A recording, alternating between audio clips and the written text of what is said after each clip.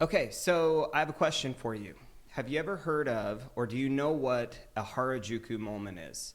For most of us, we have no earthly idea what that is. And I have been a long time disciple of a guy named Tim Ferriss, and he wrote this book, The 4 Hour Body. And I had no idea what the Harajuku moment was until I read this book. But I've also been a disciple of Tony Robbins for a really long time. And one of the things that he says is that all change happens in a minute, in a moment. And I've never really understood that until I read this book. So I want to read this to you. And here's what it says. This is on page 36 and 37 for those of you overachievers who might get the book.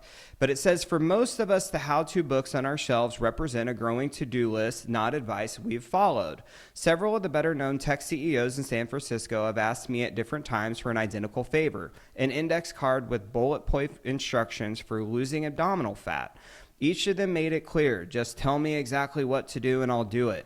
I gave them all the necessary tactical advice on one 3x5 card, knowing in advance what the outcome would be.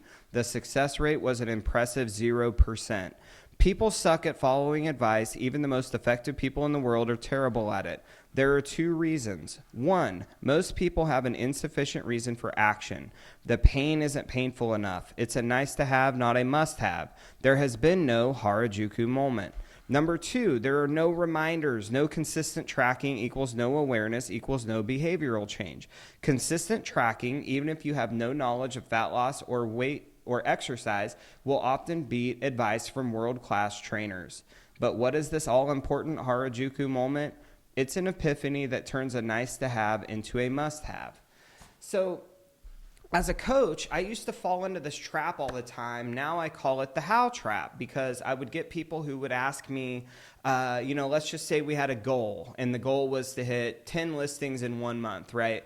And they would say, okay, I got to know exactly what to do. And I would fall right into that trap and share all these tactics and strategies. And just like what Tim found out with those tech CEOs in San Francisco, is I would write out all this information and then they wouldn't follow it.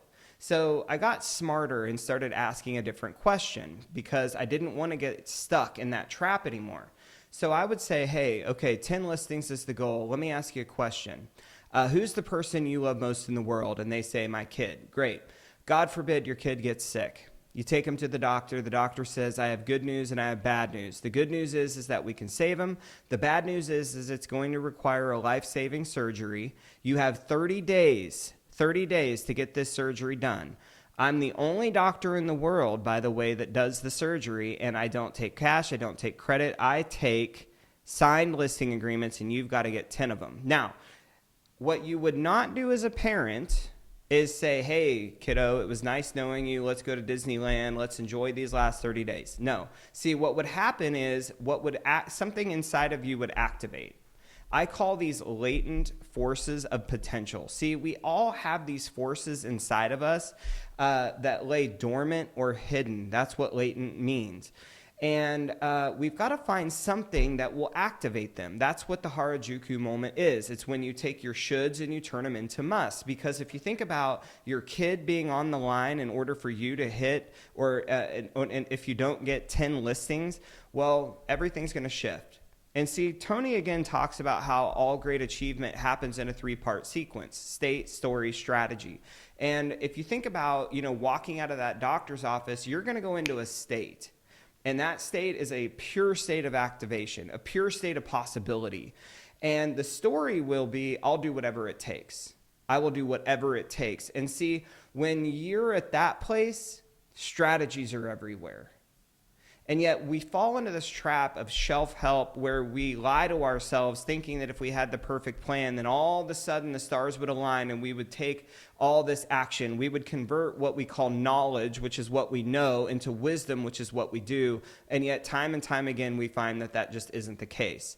Now, if you look at the second piece to what he said, no consistent tracking equals no awareness, which creates no behavioral change. There's this idea that's called self-quantification.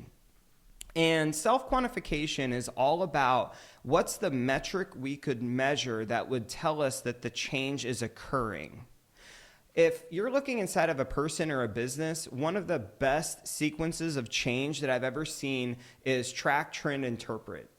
Track, trend, interpret. So if we're looking to change something within you or part of your business, the question is what's the singular measure that we could ultimately find to self-quantify, that we could track that over time, and it would tell us through the trend if we're getting closer or further away from what it is that you ultimately want. But what is the thing that you could quantify that would drive the change that you so desperately seek?